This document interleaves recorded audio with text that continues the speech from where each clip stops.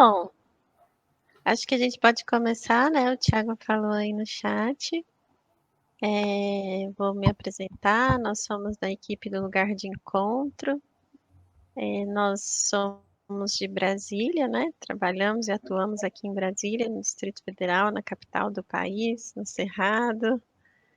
É com muita alegria que a gente vem aqui falar dessa clínica que a gente tanto vive, que a gente tanto emociona, que a gente tanto gosta e tanto acredita, né? Eu me chamo Sara Bessa, sou uma profissional encantada pela saúde mental. Eu sou uma pessoa que gosta muito de aventuras, né? Gosto de viajar, gosto de estar com as pessoas, de conhecer novas culturas. Então é isso, gosto muito de pessoas, né? Então todo lugar que eu vou, eu me encanto pelas pessoas, acho que até mais do que pelo lugar. Tenho um cachorrinho que se chama Sigmund Freud, que é meu companheiro há 13 anos. Sou casada, ainda não tinha filhos, né? Agora eu tenho, tá aqui na minha barriga, minha pequena Ana. Vou ser mamãe daqui a uns dias, um sonho sendo realizado. E estou muito feliz, enfim, né? Nesse momento da minha vida, a gente está aqui com vocês. Bom, eu sou a Giovana, eu tenho 2 gatinhos, eu adoro mexer com plantas, minha casa virou uma mini floresta, né, da pandemia, eu acho que, como já de várias pessoas, né? E eu venho me aventurando pelo mundo das artes através do bordado e da cerâmica também. E eu adoro também viajar, e quando eu não posso viajar, eu adoro ler livros de realismo mágico, para viajar um pouco, pelo menos, na minha cabeça, assim. E agora é com outra pessoa aí. Meu nome é Bruna, eu tenho 25 anos. Eu amo a saúde mental, eu amo estudar sobre a saúde mental. Eu também gosto muito de psicanálise. Eu gosto de viajar, gosto de viver aventuras, gosto de natureza, cachoeira, praia. E eu acredito que a felicidade se encontra nas coisas simples do cotidiano. E essa sou eu.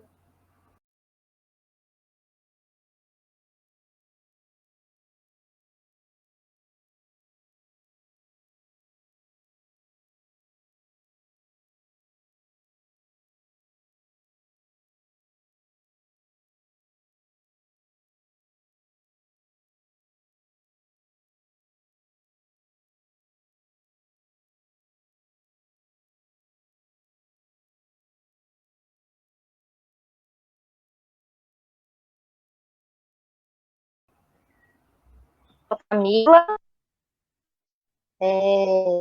sou casada, adoro plantas, admiro muita arte, gosto muito de saúde mental, de cachorro, sou mãe de um artista, que eu tenho muito orgulho. É isso. Meu nome é Tamires, eu sou também uma pessoa que sou apaixonada pela saúde mental, sinto que me encontrei na saúde mental. Eu também sou uma pessoa que sou apaixonada por cafés, então eu sempre quero ir em um lugar diferente, conhecer uma cafeteria diferente, que tem um ambiente legal. Também gosto muito de andar de bike, tenho entrado em contato com isso novamente, porque fazia muito tempo que não fazia. Amo viajar também, amo natureza, amo praia, e é isso. Espero que vocês gostem da apresentação.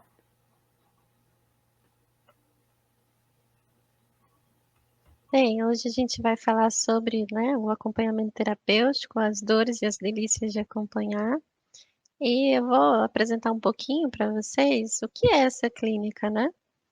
que a gente faz? O que é o acompanhamento terapêutico?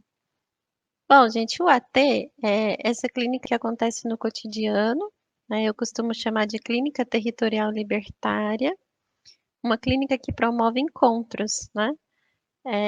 É um dispositivo de tratamento e cuidado que acontece no movimento que a gente faz junto com o outro, né?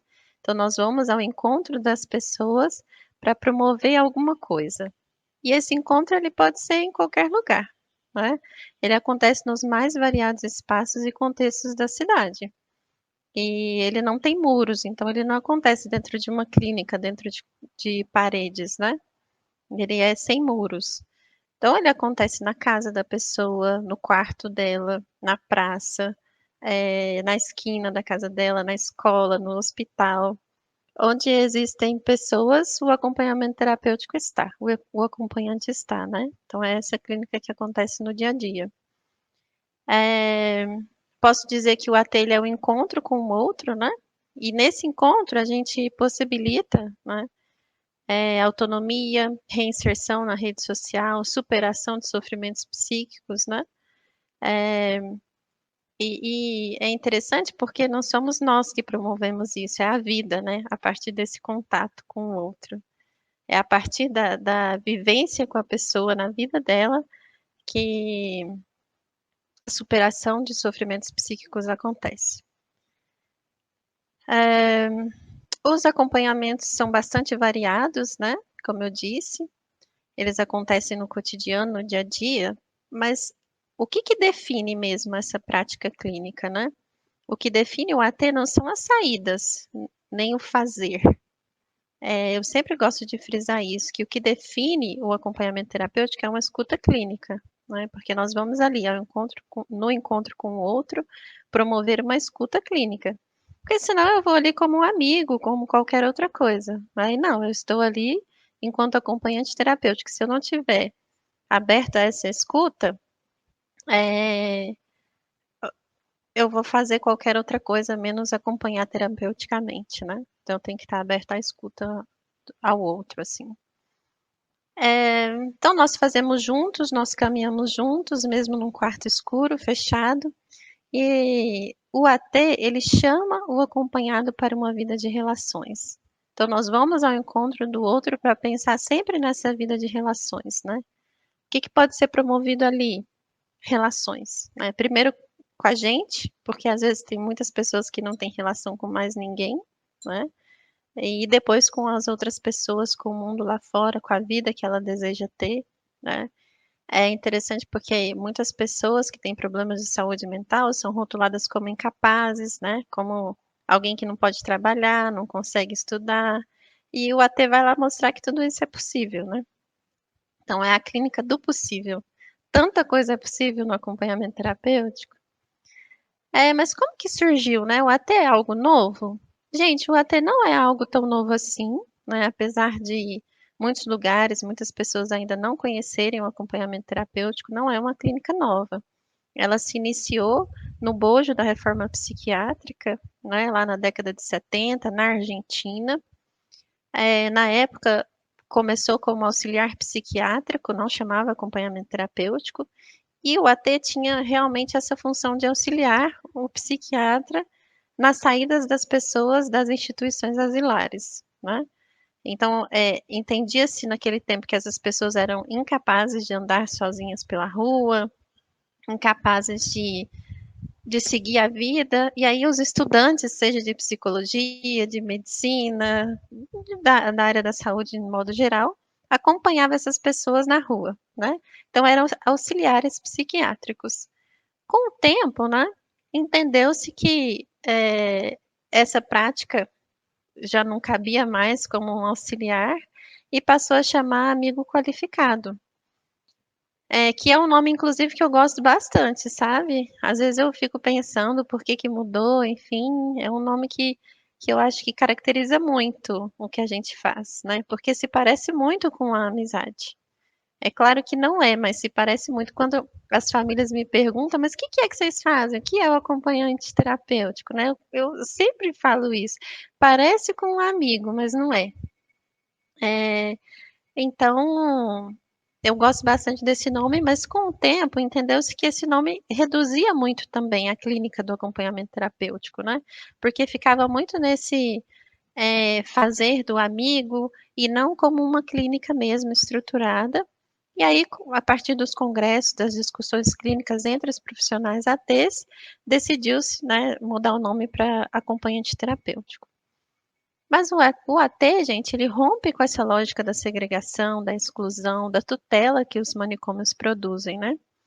É uma clínica totalmente ligada ao interesse, à criação de interesse, ao despertar do desejo e à atividade criativa. A primeira coisa que eu pergunto quando uma pessoa procura por um AT é o que você gosta de fazer, o que a pessoa gosta de fazer. E é uma clínica que precisa ser muito inventiva a partir do que a pessoa deseja, né? Não é a partir do que eu, Sara, desejo por ela, mas a partir do que ela deseja para si. Mas precisa ser muito inventiva, porque a gente está ali no dia a dia e o tempo todo acontecem coisas diferentes e a gente precisa reinventar, né? Bom, quais são os objetivos desse nosso trabalho, né? Como eu falei, é um trabalho que busca cidadania, busca circulação pela cidade, busca um senso de pertencimento, a conexão com o mundo, com as redes sociais, com a superação de estigmas.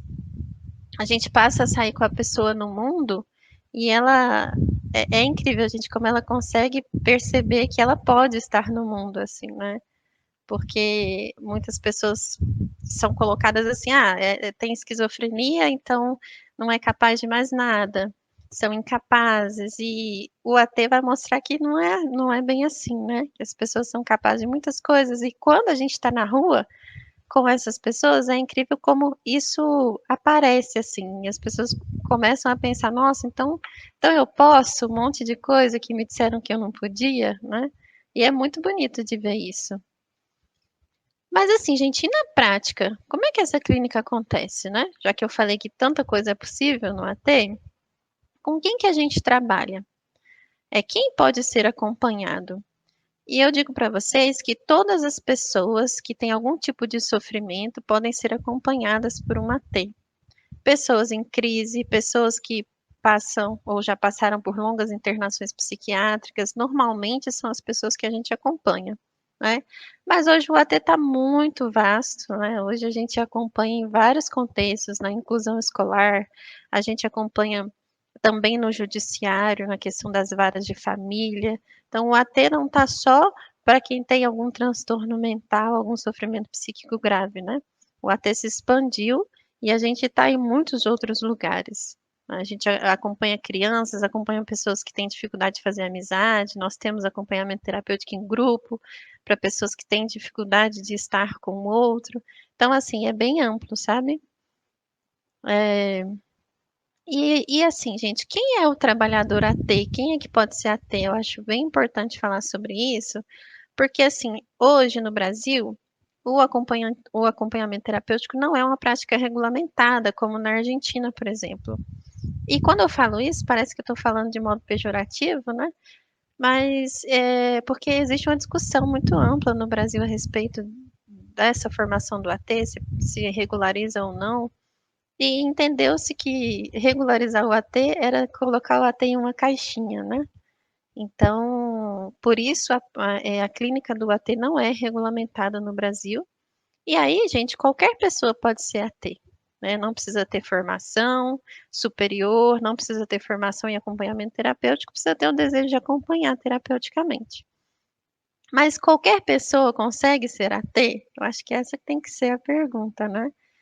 Porque apesar de ser uma clínica que parece ser uma clínica fácil, gente, é uma clínica extremamente complexa, é uma clínica muito vasta, muito variada, e eu digo que o maior desafio de ser AT, na minha opinião, é a gente conseguir estar ali terapeuticamente sem envolver de fato com a vida do outro, porque a gente se mistura, né? De repente eu me vejo lá, mãe, filha, tia, um monte de coisas, né? Um monte de de facetas que o AT tem. E aí eu preciso entrar, mas eu preciso sair. Então é muito difícil. Para isso, gente, eu preciso ter uma formação, sim, eu preciso estudar muito, eu preciso fazer supervisão, eu preciso discutir em grupo, eu preciso ter com quem trocar, eu preciso estudar. Então, qualquer um pode ser AT, mas nem todo mundo consegue, né? Mas eu penso assim, que para ser um AT, a gente precisa ser um trabalhador afetuoso, né? Ter uma intimidade amigável com a pessoa, uma conexão.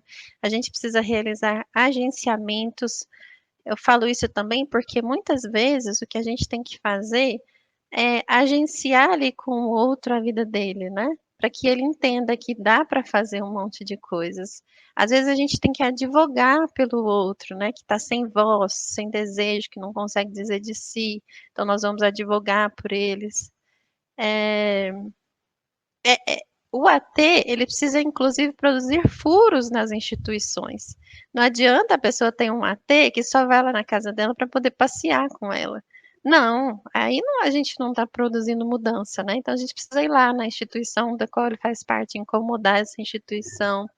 A gente precisa produzir furos nessas instituições, principalmente asilares, né? Que tiram vida das pessoas. E qual a função do AT, né, gente? A função do AT, como eu disse, é muito, muito ampla. Tudo que a gente faz é uma atividade do AT, né, desde que faça sentido terapêutico. Se eu estou ali na vida da pessoa, lavar uma louça às vezes faz sentido. Arrumar uma casa com a pessoa às vezes faz sentido. Às vezes fazer uma caminhada com ela faz sentido. E às vezes ficar com ela dentro de um quarto escuro também faz sentido. Então, tudo que faz parte da vida é a função do AT, não é? Como é que a gente faz para ser um AT? Para ser um AT, gente, eu preciso estudar muito, me autorizar para essa clínica, né? E ter desejo, assim, muito desejo de estar com as pessoas nesse modo tão, como eu costumo dizer também, tão visceral, né? Tão corporal.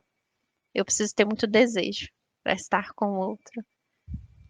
E como é que acontece, né? Como é que se dá esses encontros? Os encontros, como eu falei, acontecem na vida, nós vamos às casas das pessoas, geralmente nós somos solicitados por seus familiares e por seus profissionais de referência, muitas vezes quem liga para a gente são as famílias. Mas é engraçado porque atualmente muitas pessoas têm procurado AT para si, que era uma coisa assim que há uns, sei lá, há uns 2 anos, 3 anos, não acontecia, gente. Esse ano tem acontecido muito da própria pessoa procurar por acompanhamento terapêutico, bem interessante. E aí a gente vai conhecer a história. Nos primeiros encontros a gente faz uma espécie de anamnese com as pessoas, com as suas famílias, a gente entende ali o contexto, o que a gente foi chamar, aqui que a gente foi chamado, né? E após esses primeiros contatos, a gente vai pensar algumas intervenções de maneira bem colaborativa, né? Levando em consideração o contexto da pessoa, a vida dela, o seu sofrimento e o que ela deseja para si, né? Então, o AT tem várias formas de acontecer, acontece de modo às vezes mais intensivo, quando a pessoa está em crise, às vezes a gente encontra com a pessoa uma vez por semana, tem vezes que a gente encontra todo dia, então isso vai depender muito da necessidade do caso, e aí só conversando mais profundamente para saber dessa necessidade, né? Mas quero dizer assim, que às vezes a gente fica 24 horas com a pessoa, né? Auxiliando a família ali para poder evitar uma internação. E às vezes a gente faz um encontro de uma vez por semana e tá tudo certo. Então depende mesmo da necessidade, né? Então é isso, gente, que é a clínica do acompanhamento terapêutico de uma maneira bem rápida, né? Depois, se vocês quiserem conhecer mais, a gente tem o nosso Instagram, que chama Lugar de Encontro. Entrem lá, a gente tem bastante conteúdo, nós temos o nosso site também. E agora eu vou chamar a Bruna para conversar um pouquinho com vocês sobre uma ferramenta muito bonita que a gente utiliza no Lugar de Encontro. A Bruna, ela é acompanhante terapêutica da nossa equipe, né, do Lugar de Encontro. Ela é também formada em serviço social, é uma AT aí que está estudando psicanálise também, muito dedicada, e vai trazer para a gente um pouquinho sobre essa ferramenta, tá bom? Obrigada, gente. Boa noite, gente. Então, eu vim contar um pouquinho para vocês sobre uma das ferramentas que a gente utiliza como AT. Como vocês perceberam, a nossa equipe de AT ela é bem multidisciplinar. Né? Aqui a gente tem psicólogos, assistentes sociais, a gente tem TOs e outras profissionais da área da saúde e da educação também. E isso agrega muito, né, o nosso conhecimento, é muito interessante. E hoje eu vim apresentar para vocês essa ferramenta, que não necessariamente é uma ferramenta só do AT, é uma ferramenta da saúde mental, que ela foi criada, a sua primeira aparição foi em 89, no país de Gales, quando um grupo, né, que estudava a área da saúde mental, queria ter uma ferramenta para traçar um plano terapêutico não um plano terapêutico, uma ferramenta para que essas pessoas conseguissem dizer sobre as suas potências, dizer sobre as suas dificuldades, dizer sobre como elas gostariam de ser cuidadas e tratadas. E desde 1990, o plano de ação já vem sendo utilizado como uma ferramenta na saúde mental. E o que ele é, né? O que é essa ferramenta? É uma ferramenta colaborativa que a gente faz, um profissional da área da saúde e a outra pessoa, acompanhado, né? Ou com várias outras pessoas para repensar e pensar, fazer com que essa pessoa pense em quais seriam os cuidados que ela gostaria que tivessem com ela. Essa ferramenta, a gente normalmente pensa ela antes do momento de crise, né? Antes daquele momento que a pessoa não está mais como ela normalmente age, né? A crise é um sair desse padrão que a pessoa age normalmente. Então, quando você não está em crise, você consegue elaborar de uma forma melhor, repensar como vem sendo, né, os seus processos, quais são as suas dificuldades, quais são o que você pensa para o seu próprio tratamento. Aqui a gente, do Lugar de Encontro, a gente fez o nosso próprio plano de ação, como uma estratégia de cuidado com a gente. Né? Então, não necessariamente é um plano que só quem pode usar é quem tem crise ou quem tem algum CID, algum transtorno. Né? Qualquer pessoa pode utilizar essa ferramenta como uma forma de cuidado e como uma forma também de repensar quais são os tipos de cuidado que ela gosta, né? Quais são os seus limites também. O objetivo é pensar nesse cuidado muito mais humanizado, né? Se escutar e escutar o seu desejo, escutar o desejo do sujeito. E também é uma ferramenta que busca superar esse complexo de sociedade imediatista, né? Que a gente já age e faz, já pensa e faz. Quando a gente repensa o nosso plano, né, de ação, a gente repensa quais são as nossas particularidades, onde a gente deve olhar com mais atenção, quais são as nossas questões que a gente não aceita que seja de outra forma. Né? Quais são, por exemplo, se uma pessoa... Tem esse exemplo no nosso plano de ação. Se uma pessoa precisar ser internada, quais são as procedências que ela gostaria que tivessem, né? E quais são as coisas que ela não gostaria que acontecesse de forma alguma no meio desse processo. Deixa eu ver aqui mais. O plano de ação, ele não necessariamente fala só sobre questões da saúde mental. Né? A gente pode construir um plano clínico, um plano de ação que tenham questões clínicas, que tenham comorbidades, que tenham desejos, vontades, particularidades, potencialidades e qualquer outra coisa que faça sentido para a pessoa e que ela queira colocar como um desejo, como uma forma que ela gostaria de ser tratada.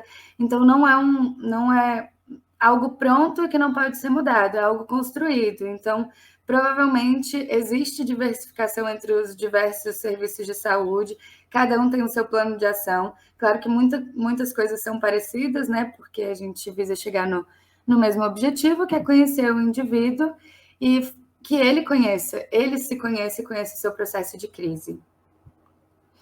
E aí eu separei algumas informações importantes. A Gi, não sei se a Gi vai conseguir compartilhar o plano de ação para vocês verem bonitinho, mas mais ou menos eu queria comentar com vocês o que tem no nosso plano de ação. Né? No nosso plano de ação, a gente pergunta o nome, data de nascimento, endereço, se a pessoa tem algum plano de saúde, né? Que o plano de saúde também ajuda na articulação de rede, como que ela gostaria de ser tratada num momento de crise, quem deve ser contatado, né? Se teria alguma pessoa que ela não queira que seja contatada, se tem algum remédio, alguma medicação que ela não gostaria que lhe fosse administrada, se tem algum que a pessoa gostaria que fosse administrado, né? E, inclusive,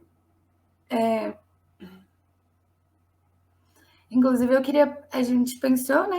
Não sei se vai ser possível vocês escreverem aqui no chat alguma coisa, mas a gente pensou em tentar elaborar um plano de ação, né? Um plano de ação reduzido, algo que englobasse, né, todas as necessidades e todas as características da pessoa, e também como uma forma de estudo, né, e de compreensão do plano de ação que a gente vem apresentando. E se vocês tiverem, né, se vocês pensarem em alguma pergunta, alguma coisa, algum questionamento que seria necessário e importante, a gente gostaria de ouvir também. Bruna, enquanto não chega uma pergunta, acho que eu posso fazer, né, para dar uma incrementada aqui, né? Eu queria saber quando que você entrou em contato com essa ferramenta e como você percebe a importância, né, do quanto ela é importante nesse processo da crise, que antecede a crise também. A primeira vez que eu entrei em contato com essa ferramenta foi na clínica em que eu trabalhava. Já trabalhei numa clínica, no Hospital Dia. Eu trabalhei com a Sara lá, ela foi coordenadora do Hospital Dia. E eu trabalhava como assistente social lá e utilizava essa ferramenta como profissional da área da saúde mental.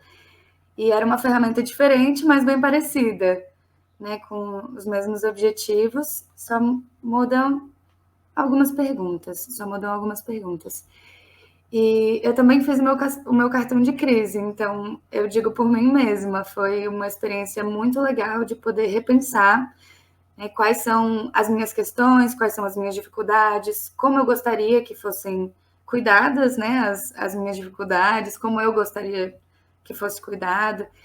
E, bom, essas perguntas que eu trouxe são, né, resumem bastante para mim, que é a forma como a gente gostaria de ser cuidado. Isso é muito amplo e a gente pode falar sobre o que a gente quiser. E é exatamente sobre isso, a gente conseguir identificar em nós, no caso no outro, né, no nosso acompanhado ou na pessoa que a gente é referência, a identificar quais são as suas próprias questões e como a gente pode lidar com elas, como que a gente trabalha com elas no dia a dia. E por isso que é importante a gente tentar pensar esse plano de ação antes do momento da crise, né? Antes de estar tudo fora do controle, porque aí a gente consegue pensar e elaborar de uma forma melhor. Quando a gente está na crise já, os pensamentos ficam mais bagunçados, então fica um pouco mais difícil da gente conseguir executar essa ferramenta. E eu acho que era mais ou menos isso que eu tinha para falar para vocês. Acho que agora a Gi, ela vai complementar com um caso muito interessante. A Giovana, ela é bióloga, ela é estudante de psicologia e também acompanhante terapêutica. Como eu disse, uma equipe muito diversa, e isso só soma, né? Cada um com as suas particularidades e com as suas individualidades. Muito obrigada a todos. Giovana, só um minuto antes que você comece, tem uma pergunta para a Sara. A Sara destacou que nos últimos 2 anos identificou uma mudança no processo de solicitação do trabalho do AT e no contexto da pandemia. Como vocês criaram estratégia de adaptação? Pergunta para todos, na verdade, aqui. Muito, muito legal essa pergunta, viu, Rui? Acho que todo mundo pode falar um pouquinho aí, porque cada um foi criando estratégias, né? Acho que a gente foi pensando juntas, assim, juntos, né? Mas vou contar um pouquinho da minha experiência, né? O que aconteceu? Assim que iniciou a pandemia, quando tudo fechou, eu pensei ali o que eu poderia fazer, né? Como é que eu vou acompanhar, gente? Porque se o AT é na vida das pessoas, como é que vai acontecer isso agora? Mas rapidamente eu e meus acompanhados, a gente pensou em fazer o AT online. E interessante porque eu passei a acompanhar muito mais, sabe? Muito mais do que antes. Porque antes eu via a pessoa uma vez na semana, com a pandemia e com o fato de as pessoas estarem muito abaladas com o que estava acontecendo, com essa insegurança toda, as pessoas começaram a solicitar mais. Então, eu comecei a me encontrar muito mais com as pessoas, mais vezes na semana do que antes. Tinha um AT que eu via uma vez na semana, eu comecei a encontrar com ele todos os dias, o tanto que ele estava angustiado, né? E às vezes todos os dias um pouquinho só, né? E aí eu comecei a cozinhar junto com as pessoas, comecei a fazer um monte de coisas, né? Que às vezes eu não fazia porque também não tinha tempo, ou porque, enfim, a gente estava na rua, mas aí a gente cozinhou juntos, a gente leu histórias juntos, a gente assistiu filme juntos. E outra coisa que eu acho que foi muito interessante é que, no meu caso, eles passaram a conhecer a minha própria casa. Porque antes eu estava na vida deles, mas agora não, eles estavam dentro da minha casa. E aí eles começaram, liga a câmera, né, mostra aí a sua casa, como é que é? Você vai estar fazendo almoço. Às vezes ligava na hora do almoço. Você tá fazendo almoço? Nossa, como é que você tá fazendo aí? Eu tô fazendo aqui, tal coisa. Então, eu acho que os laços se ficaram muito mais próximos, sabe? Com a pandemia por conta disso, assim, de a gente encontrar mais vezes, de eles estarem dentro da minha casa também. Então, acho que a estratégia que eu tive, assim, enquanto AT, foi me aproximar mais das pessoas, estar mais disponível ainda. Então, eu trabalhei muito, assim, foi um ano muito cansativo, em que, assim, final de semana, de madrugada, tinha gente me ligando. E às vezes, poxa, eu tava descabelada, desarrumada, a pessoa ligando por vídeo e tudo mais. Então mas foi muito cansativo.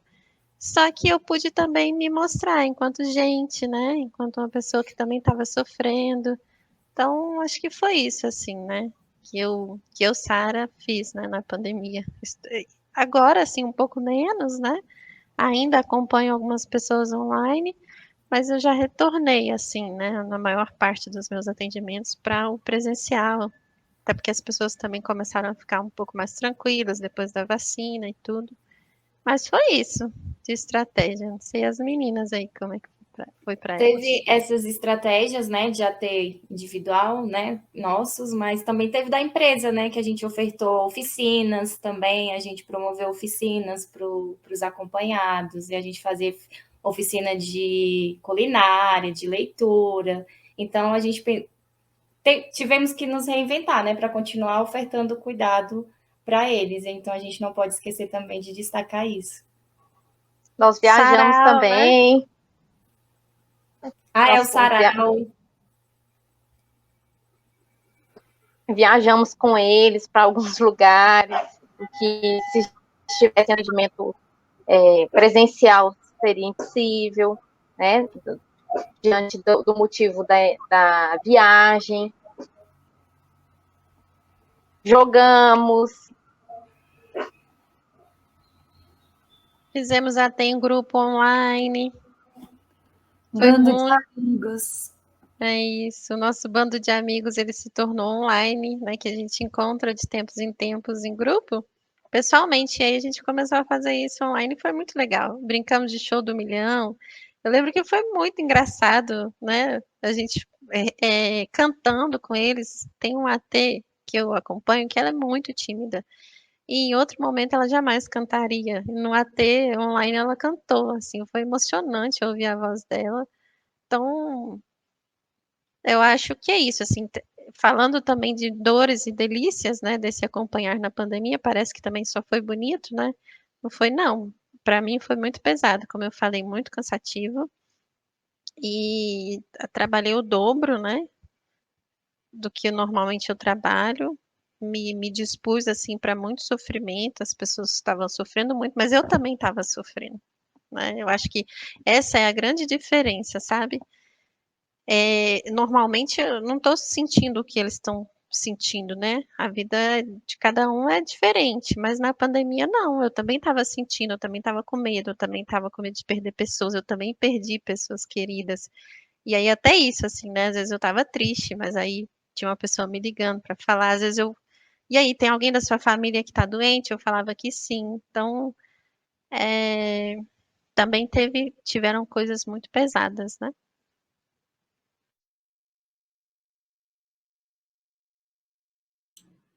Bom, para a gente continuar a falar um pouquinho sobre as dores e as delícias, né, de acompanhar, a gente pensou em ilustrar um pouco, né, trazendo alguns casos para vocês, né, sobre o que é a prática do acompanhamento terapêutico, porque às vezes fica um pouco, a gente não consegue definir muito, porque é uma questão aberta mesmo, a gente quer que continue aberta, né, mas surgem muitas dúvidas ainda. Então, eu vou trazer o caso do Pedro, tá? Que é um nome fictício, que é um jovem adulto de 25 anos que eu acompanho desde dezembro do ano passado, né? E eu vou apresentar algumas informações, né, que eu peguei ao longo desses meses e algumas experiências que a gente teve junto. O Pedro, ele mora em Brasília há quase 3 anos, na casa do pai dele. E antes disso, ele morava com a mãe, em Goiânia, e essa mãe continua morando lá. O Pedro foi diagnosticado com autismo aos 15 anos de idade, e é um diagnóstico considerado até tardio, né, para o gênero masculino, porque geralmente homens são diagnosticados mais cedo. Aos 20 anos, ele experienciou uma crise depressiva muito intensa. Ele teve ideação suicida nessa época, porque foi logo após, na verdade, de um diagnóstico de câncer da mãe dele, né? Teve o diagnóstico, teve o tratamento, e ele se viu com muito medo, com a possibilidade de perder essa mãe que ele era tão dependente dela, né? E era a única pessoa que ele tinha contato diário desde muito cedo. Com 22 anos, após essa crise, ele decide vir morar em Brasília para construir uma independência com relação a essa mãe, né? E eu conheço o Pedro 2 anos depois que ele toma essa iniciativa, ele sai da casa da mãe e vir morar com o pai, né? Só que ele estava 2 anos no quarto jogando jogos online, né? Ele quase não saía desse quarto, né? Muito menos da casa, e não fazia atividades físicas, tinha um sono extremamente desregulado, tinha contato social praticamente só com o pai. Quando ia pegar comida nas refeições, né, para comer em frente ao computador de novo. Não trabalhava e também estudava muito pouco, né? Ele fazia terapia uma vez na semana, né, de forma online. A gente começou a ter na pandemia, mas já presencial, por uma demanda dele e da família, né? E essa indicação foi pelo terapeuta que acompanhava ele, né, que nos passou, né, e apresentou para a família também o dispositivo do acompanhamento terapêutico, porque, por mais como a gente falou aqui, é um dispositivo já que vem de muitos anos, mas as pessoas não conhecem, né? E também sobre o contato social, o Pedro ele tinha aula de japonês 2 vezes por semana. A Bruna, né, falou um pouquinho do plano de ação, né, e a gente também tem um dispositivo, né, que é o projeto terapêutico singular. É um dispositivo muito conhecido na saúde mental, e a gente sempre tenta, né, aqui na nossa equipe, construir um projeto com a pessoa, porque é importante para nortear o nosso trabalho, né? E aí, eu fui conhecer o Pedro e logo depois eu levei esse projeto, né, com papéis, e ele olhou aqueles papéis, olhou aquelas perguntas, e ele falou, nossa, acho que essas perguntas não estão bem formuladas, estou me sentindo muito mais ansioso, não quero fazer isso, né? E eu aceitei, eu falei, ok, mas eu tinha que identificar demandas, né? Eu tinha que escrever isso para me guiar no meu trabalho, né? E eu fui fazendo isso a partir do que eu fui conhecendo do Pedro, né? A partir do que ele foi me contando, e a partir do contato que eu fui construindo com a família dele e também com a equipe dele, né? que no caso era só o psicólogo. A gente precisa trabalhar em rede, é muito importante para o AT, a gente não consegue trabalhar sozinho, né? E eu fui anotando essas demandas, né? Como, por exemplo, né? Sair um pouco do quarto, iniciar atividades físicas, regular o sono, coisas que muitas vezes parecem como simples para a gente, mas que naquele momento, para o Pedro, estavam muito difíceis. Então, a gente começou, então, a tentar implementar novas rotinas para ele. A gente começou, né, de início com rotinas muito concretas, né? Então, a gente falou, vamos caminhar 2 vezes por semana, né? Por 20 minutos. E o que começou com 2 vezes, né? Ele topou passar para 3, depois para 4. E hoje é um hábito diário que ele tem. E também não foi só um ganho para a saúde dele, né? Como foi para a sociabilidade, né? A mãe dele ele me conta que ele usa esses momentos para tirar foto dos animais do condomínio. Lá tem onça, tem capivara, tem gato, tem cachorro. Bruna, desliga seu áudio, por favor. Obrigada. Mas ele tira foto todos desses bichos e manda, né, para a família, para a mãe, para os irmãos. Também usa esse tempo que ele faz essas caminhadas para ligar para a avó, para perguntar como é que ela tá. Ele conversa com o vendedor da banca de salgadinhos que tem no condomínio. E até uma vez a gente conseguiu jogar basquete com o senhor que estava sozinho na quadra, né? Era um senhor com 6 bolas de basquete. E o Pedro adora jogar basquete. Então, fomos lá, né, tentar socializar um pouco. E para lembrar, é um garoto que estava há 2 anos sem ver ninguém além do pai e ocasionalmente da mãe, né?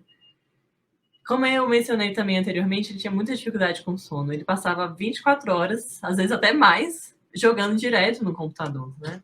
E depois dormia por 12, 14 horas seguidas.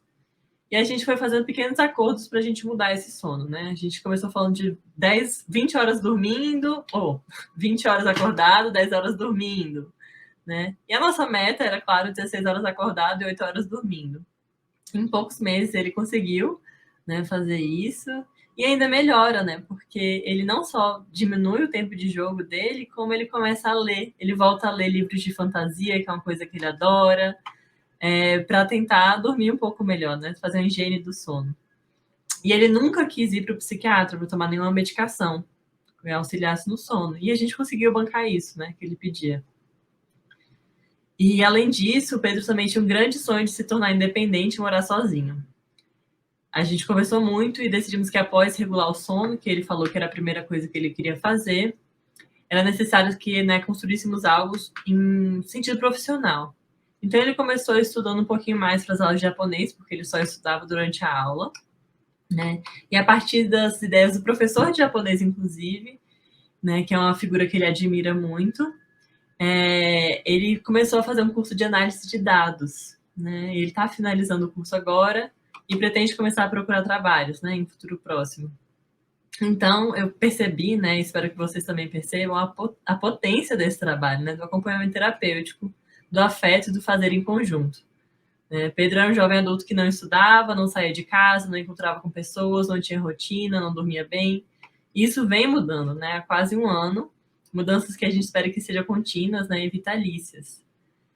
E para finalizar minha fala, eu queria focar um pouquinho mais sobre a sociabilidade, né, as mudanças do contato social.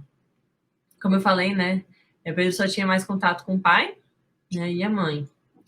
E questões online, né, como a aula de japonês e a terapia. E essa questão, né, de encontrar com pessoas, conversar com pessoas, ver pessoas, era uma questão que a gente conversava quando a gente andava pelo condomínio que ele mora.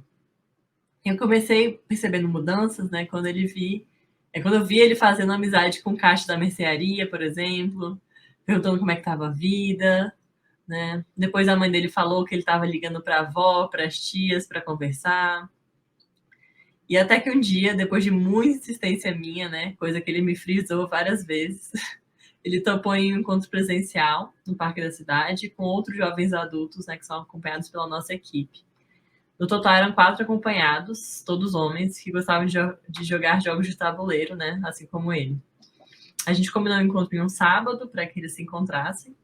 E o Pedro estava muito nervoso no caminho de ida. Ele quase não falou. E porque, né? Segundo ele era muito desastroso em interações sociais. E ao chegar lá, né? A gente escolheu um jogo, né? Em conjunto. Um jogo competitivo. E eu percebi que havia realmente muito nervosismo inicial, né? Mas conforme o jogo foi acontecendo, né, as rodadas foram passando, né, esse nervosismo foi se dissipando e eles começaram a brincar entre si, fazer piadas, até pegar no pé um do outro, né? Se ajudarem até, ou até se atrapalharem. E ele não ganhou a partida, mas ele falou que tinha ficado muito feliz com o dia. E ele falou que se sentiu muito à vontade, né, para experienciar aquele momento, porque ele sentiu que os outros rapazes tinham tanta dificuldade social quanto ele. Né? Então ele sentiu que ele poderia ser ele mesmo ali naquele momento, que ele não ia ser julgado. E a partir desse dia, já tem 4 meses isso, ele tem se aberto mais para encontrar outras pessoas. Né? E ele encontrou outras pessoas outras vezes já, em especial o Lucas. O Lucas também, que é um nome fictício, ele era acompanhado por outra AT da nossa equipe. Ele tinha 22 anos e morava com a mãe e o irmão, sonhava estudar medicina e adorava jogos de videogame. Ele foi diagnosticado com esquizofrenia aos 18 anos de idade e foi 2 meses atrás que ele cometeu autoextermínio. Né? Foi tempos muito difíceis para a família, para a equipe, né? Para todas as pessoas que conheciam ele. E na semana do ocorrido, eu desmarquei meu encontro com o Pedro, né? Para tentar dar algum suporte para a família do Lucas. E na semana seguinte eu encontrei com ele presencialmente, né? Sentei com ele para tentar explicar a minha ausência e o ocorrido, né? Já que ele conhecia também o Lucas. Ele escutou, ficou introspectivo e me fez algumas perguntas, né? E ele perguntou como é que eu estava. E ele não é de perguntar isso, assim. Aí eu falei que eu estava triste, né? Com a perda, com o ocorrido. E aí ele me ofereceu um abraço. E ele não é nada de oferecer abraço, de contato físico. Então foi um momento muito singular, né, para o nosso acompanhamento.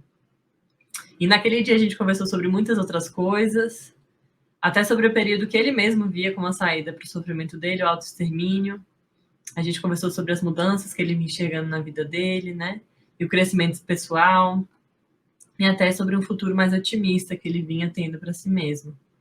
E ao final do nosso encontro, ele me fala, né, um pouco envergonhado, assim, de falar isso, que apesar da dificuldade de escutar o que ele escutou naquele dia, de saber da notícia, ele estava feliz porque percebeu que eu estava mal no início do nosso encontro, né? Como que só antes de eu falar, ele já soubesse que eu tinha acontecido alguma coisa. E ele me falou que quando ele recebeu o diagnóstico de autismo, uma das primeiras coisas que falaram para ele é que ele não era capaz de empatizar com o próximo, de compreender o que se passava com o outro, né, emocionalmente falando. E naquele momento, naquele dia, foi como se ele provasse para si mesmo que sim, ele é empático, sim, ele consegue perceber o outro e perceber emoções, né? Queria finalizar com essa frase: até sobre afeto, sobre proximidade, sobre ética, sobre contato e sobre cuidado, mas é também sobre quebra de paradigmas. Obrigado por escutarem sobre essa pessoa, esse caso que é muito querido para mim, né, que me emociona também para falar. E eu vou passar a minha palavra também para Camila, para ela tentar ilustrar um pouquinho sobre o que é essa clínica, né? Camila é querida, né? Antes de tudo, ela é terapeuta ocupacional, trabalha com saúde mental há mais de 13 anos, na verdade, é acompanhante terapêutica, né? É dona do lugar de encontro também, junto com a Sara, e ela carrega cuidado para onde é que ela vai. Então, vou passar minha fala, gente. Obrigada. Obrigada, Gi. Você também é muito querida. Gente, então eu vou falar de uma pessoa que eu acompanho, que para mim também é muito especial. É uma clínica que a gente fala de encontros e afetos, né? Por isso que a gente tem tanto que cuidar. E eu acompanho essa moça já há 1 ano e 8 meses, tá? Ela tem 24 anos, mora em Brasília, é a filha mais velha, ela tem uma irmã, ela tem um diagnóstico de deficiência intelectual e esquizofrenia, já passou por uma internação psiquiátrica que foi muito traumatizante, inclusive ela teve intoxicação medicamentosa, e o AT foi indicado pela médica da mãe a mãe estava em desespero, já não sabia o que fazia. Essa moça já estava em crise já há um bom tempo. E eu lembro que eu fui fechar esse atendimento e acabei ficando para atendê-la também junto com a colega. Pela disponibilidade, nós fizemos uma casadinha aí de atendimento de 15 em 15 dias. E teve uma pergunta, né? Como que foi o atendimento durante a pandemia? Nós começamos o atendimento dela em janeiro, final de janeiro, praticamente em fevereiro. E em março veio a questão da pandemia. Na minha cabeça, eu ainda não tinha vínculo formado com ela, e uma das demandas que logo inicialmente a família trouxe é que ela não estava mexendo mais no celular, não, perdeu o interesse total, ela estava muito apática, não tinha interesse, ela tem um namorado, ela não tinha interesse por esse namorado, dormia muito pouco, assim, no máximo 3 horas por dia, por noite, quer dizer, e já ficava ligada. E aí eu entrei em contato, né, na época com a rede, né, nós falamos aqui da importância da rede, entrei em contato com a rede de profissionais dela, e na época eles estavam muito sem esperança, que já havia tentado de tudo, inclusive essa moça passou por sessões de ECT antes dessa crise atual, e a pandemia fez agravar muito mais esse momento em que essa moça estava vivendo, porque ela não estava compreendendo, né? Para a gente estava difícil, para ela mais ainda. Ela não estava entendendo por que ela não poderia sair mais de casa. Ela gostava, apesar de estar embotada, ela gostava muito de ir para a escola, e ela não poderia ir mais para a escola. Não, ela mora num condomínio um condomínio residencial da família dela. Então, até essa questão da circulação no condomínio estava mais restrita.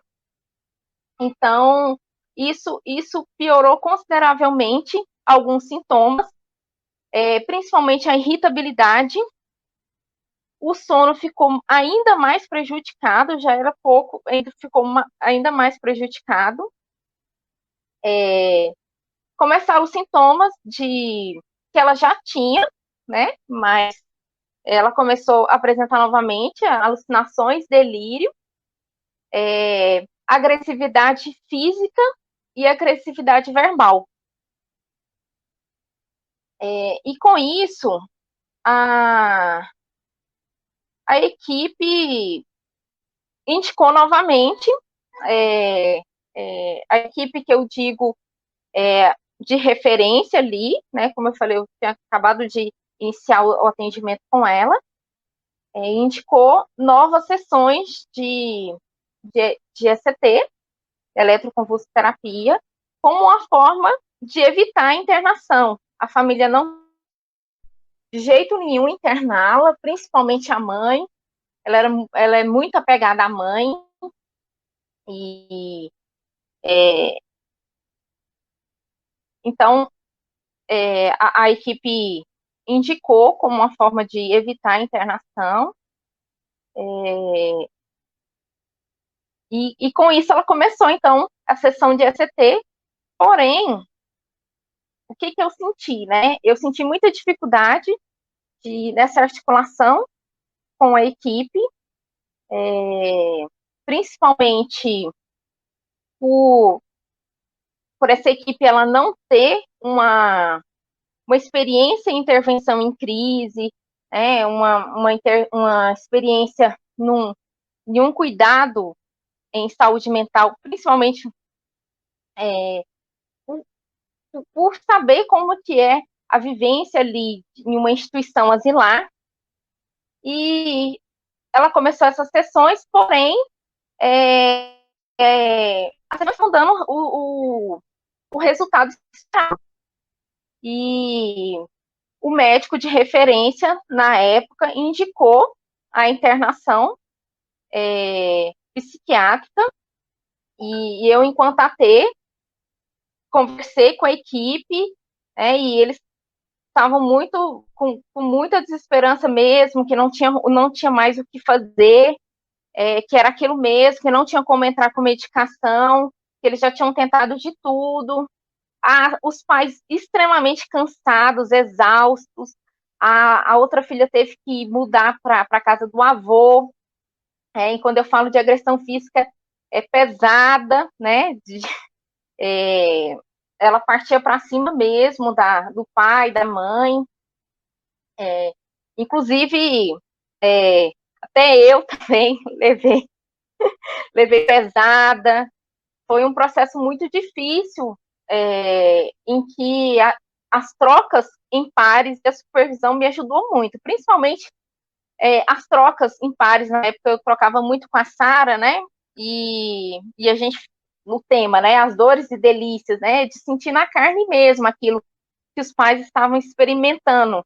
Então, como a gente está ali dentro da casa das pessoas, vivenciando o cotidiano, né? E o cotidiano sendo objeto de intervenção, o AT estava ali junto, sentindo tudo aquilo que os pais falavam e que os profissionais, por muitas vezes, não estavam experimentando, né, do que estava acontecendo.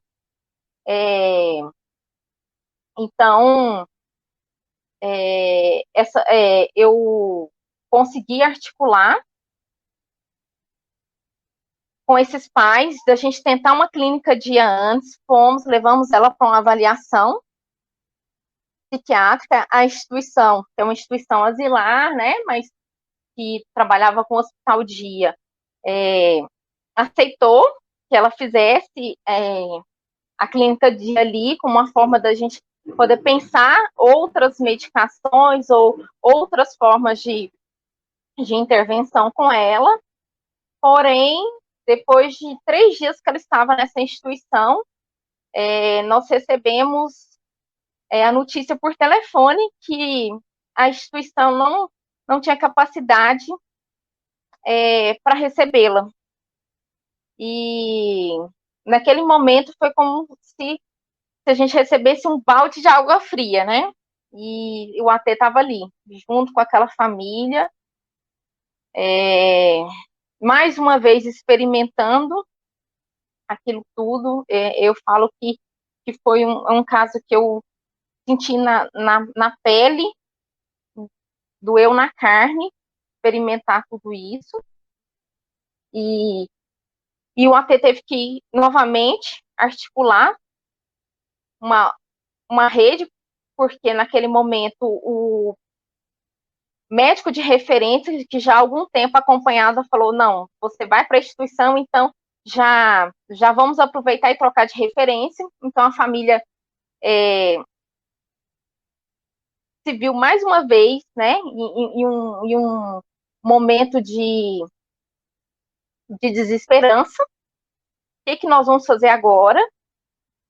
Então nós conseguimos articular uma médica que bancou, que abraçou, que conhece o AT, conhece essa potência do AT, e pela primeira vez essa moça conseguiu falar sobre as alucinações dela com essa médica. O AT entrou junto, eu entrei junto com ela na consulta, e ela conseguiu falar da Malévola, do que a Malévola queria fazer para ela, sem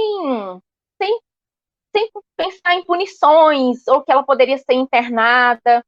E a partir dela conseguir falar, né, do que ela estava experimentando, de quais são os medos dela, do que ela sentia quando ela ia para cima das pessoas com uma fúria muito grande, a médica conseguiu fazer Gente, foi pequeno ajuste medicamentoso. Foi uma coisa assim, mínima.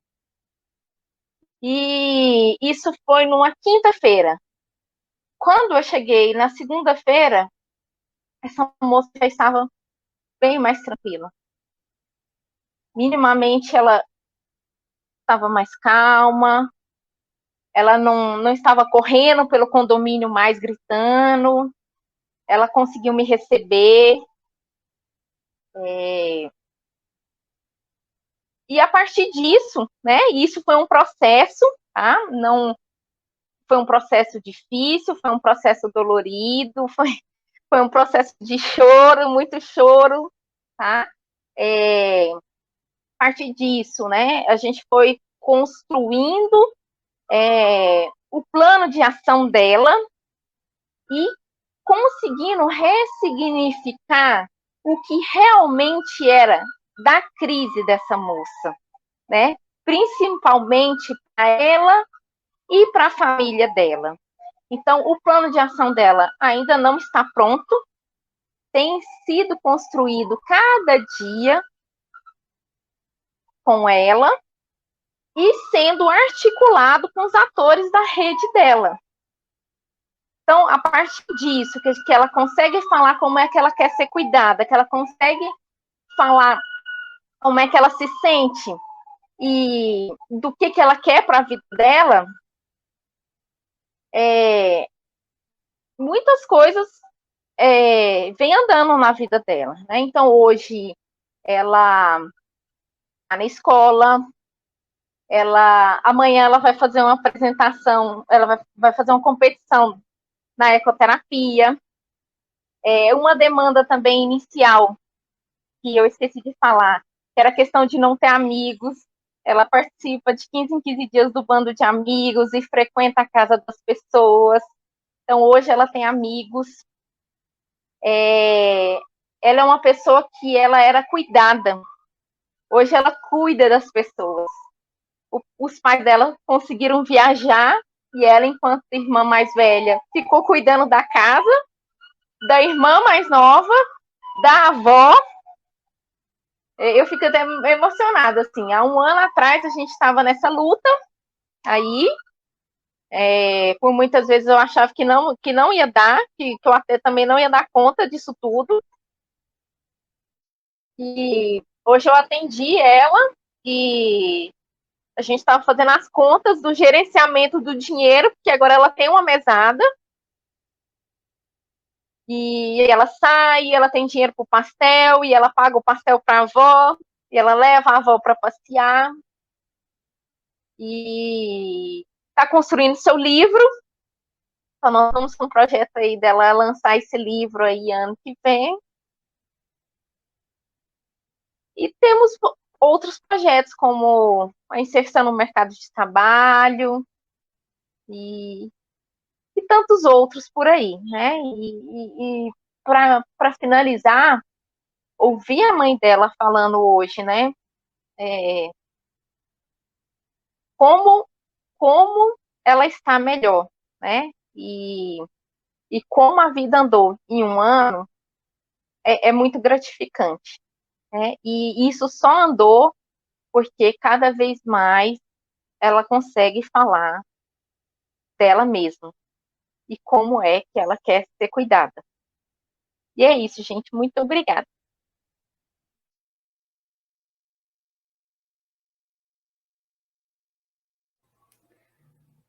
Muito bom, Camila, seu relato, né? E você permanece aí, né? Foi só para fazer uma articulação e permanece no caso, permanece acompanhando.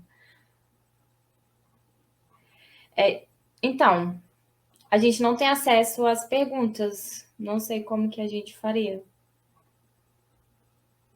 Acho que só quem está aqui no link direto que dá para fazer é o Rui, a Bia e a Cleusa, se eu não me engano.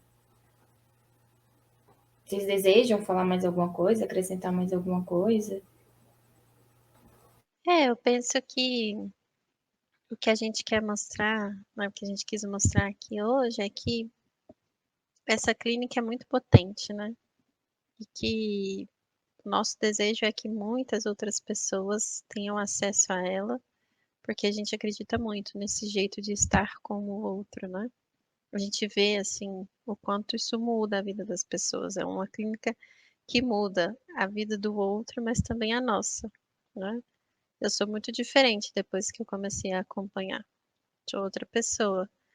E cada dia que passa, né, eu me vejo me transformando, assim, na relação com as pessoas.